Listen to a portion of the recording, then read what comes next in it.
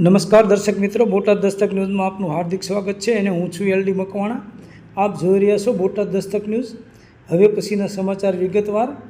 ખરેખર અમને નોટબંધીની યાદ આવી ગઈ. મોરબીમાં આધાર કાર્ડ નવા કઢાવવા સુધારવાની પ્રયોજન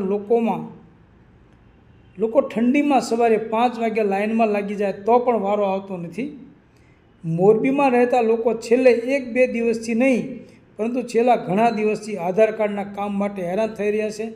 તો પણ અધિકારીઓ દ્વારા લોકોને આધાર કાર્ડની કામગીરી ઝડપથી પૂરી થાય તેના માટે કોઈ નક્કર વ્યવસ્થા કરવામાં આવતી નથી, જેથી કરીને લોકો સવારે 5 અને 6 વાગ્યે આવીને લાઇનમાં બેસે છે તો પણ તેમના આધાર કાર્ડને લગતા કામ થતા નથી, જેથી કરીને સરકારની નીતિ રીતિ અને સરકારી અધિકારીઓની બેદરકારીની સામે લોકોમાં ભારોભાર રોષની લાગણી છે અને વહેલામાં વહેલી તકે આધાર કાર્ડના કામ માટેની કીટ વધારવામાં આવે તેવી માંગ ઉઠી રહી છે.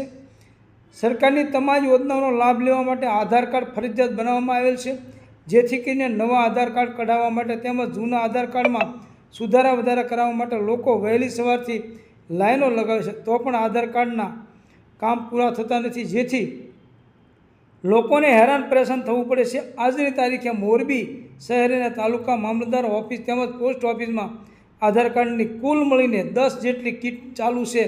જોકે તે દરેક સેન્ટર ઉપર દરરોજના મોટી સંખ્યામાં લોકો આધાર કાર્ડના કામ માટે આવે છે અને લાઈનો લગાવે છે, પરંતુ 40થી 50 જેટલા જ ટોકન આપવામાં આવે છે અને તેટલા જ લોકોના આધાર કાર્ડની કામગીરી કરવામાં આવે છે. તે સિવાયના લોકોને ધર્મધક્કા થઈ રહ્યા છે. આધાર કાર્ડની કામગીરી માટે આવેલા રાજુદેવે જણાવ્યું કે મોરબીમાં આધાર કાર્ડ માટે સવારના 5 વાગ્યાથી નાના છોકરાઓ લઈને અહીં આવ્યા છીએ, ત્યારે સરકારને એ જ અપીલ છે કે તમે કીટ વધારો. જો કીટ વધારો તો આટલી બધી પબ્લિક હેરાન ન થાય. ખરેખર અમને નોટબંધીની યાદ આવી ગઈ છે, કેમ કે નોટબંધીમાં પરોળીએ 5 વાગ્યે ઊભા રહેતા હતા. તેવી જ રીતે અત્યારે આધાર કાર્ડ માટે પણ 5 વાગ્યે બહેરાઓ નાના છોકરાઓ લઈને આવે છે. તો સરકારને નમ્ર વિનંતી છે કે તાત્કાલિક કીટ વધારે તેવી અમારી સૌની માગણી છે. આ સાથે દેવુબેન ભીલે જણાવ્યું હતું કે હું નીલાપર રોડ વિસ્તારમાંથી આવું છું અને આ મારો 5મો ધક્કો છે. હું બંગલાઓમાં કામ કરું છું. મારી શેઠાણી મને રજા નથી આપતી તો પણ હું આવી છું. તેમ છતાં અમારું કામ થઈ રહ્યું નથી. મારે માત્ર આધાર કાર્ડ જ લિંક કરાવવાનું છે, છતાં મારે આજે 5મો ધક્કો છે. વહેલી સવારના ચા પણ પીધા વિના 5 વાગ્યાના આવીશું. અહીંયા અત્યારે 150 જેટલા માણસો ઊભા છે અને તે લોકો કહે છે કે 40 ટોકન આપવામાં આવશે, તો અમારે શું પાછું જવાનું? મોરબીના ખારી વિસ્તારમાં રહેતા જમનાબેને જણાવ્યું હતું કે અમે ખારીમાં રહીએ છીએ, અહીંયા આવીએ તો અહીં ના પાડે છે તો અમારે ક્યાં જવું? સવારના 6 વાગ્યાના આવીને ભૂખ્યા તરસ્યા બેસીએ, 5 ધક્કા પણ થયા, કામ ન થાય તો અમારે શું કરવાનું? અમારે તો ઠંડીમાં હેરાન જ થવાનું છે. આ લોકો કહે છે કે આ લઈ આવો, પેલું લઈ આવો. અમે ભણેલા નથી તો કંઈ ખબર પડ્યા નહીં એટલે શું બોલીએ? અહીંયા 40 ટોકન આપે અને પછી બીજાને ટોકન ન મળે એટલે વળી પાછા જવાનું.